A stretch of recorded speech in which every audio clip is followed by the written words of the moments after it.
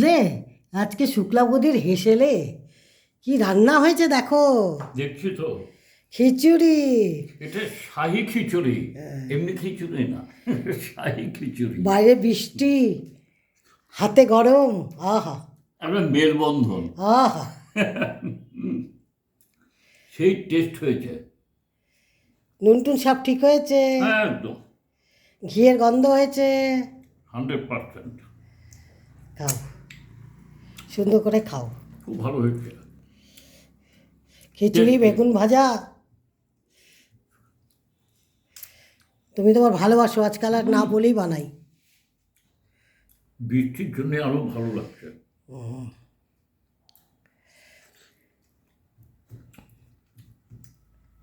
ভালো বানিয়েছ। যা বৃষ্টি শুরু হয়েছে, অন্য কিছু জমবে না দেখলাম। খিচুড়িটা তুমি পছন্দ করো, এই জন্য খিচুড়িটাই করলাম। বৃষ্টিতে খিচুড়ি স্বাদই আলাদা।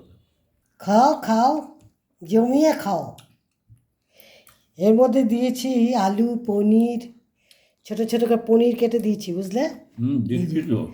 পনির, গোবিন্দভোগ চাল, ব্যাপারই আলাদা।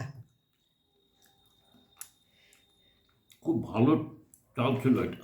হ্যাঁ, চালটা খুব ভালো। ভালো সেন্ট বেরিয়ে। চাল ভালো হলে না যে কোনো জিনিস, পোলাও বলো, তারপর তোমার খিচুড়ি বলো, পায়েস বলো, ভাত রান্না করো, সবটাই ভালো হয় চালটা যদি ভালো হয়।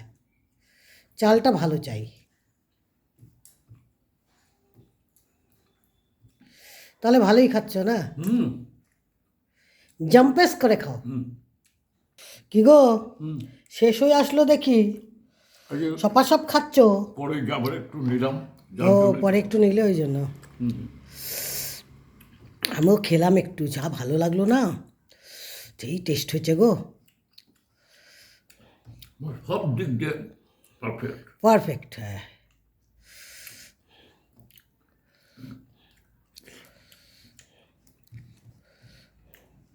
হাপুস হুপুস খাচ্ছ তো?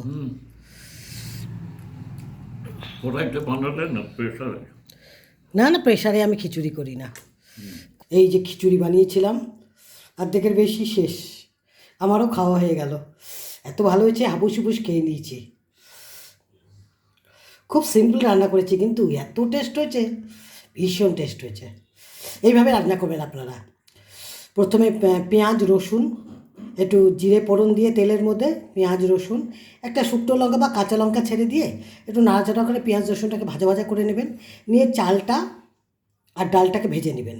ভেজে ওর মধ্যে একটু জিরের গুঁড়ো, আদাটা মেন, নুন, হলুদ, কাঁচা লঙ্কা, চাল এগুলো দিতেও পারেন, নাও পারেন, আমি দিই নাই। দিয়ে নাড়াচাড়া করে জল দিয়ে দেবেন, পরিমাণ মতো জল দিয়ে দেবেন।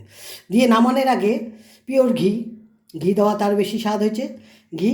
আর একটু গরম মশলা দিয়েছি, এই জন্য টেস্টটা বেশি ভালো হয়েছে।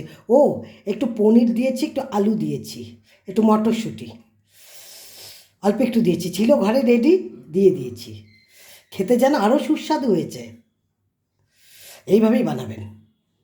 বাবা, চেটে পুটে খেলে পাত।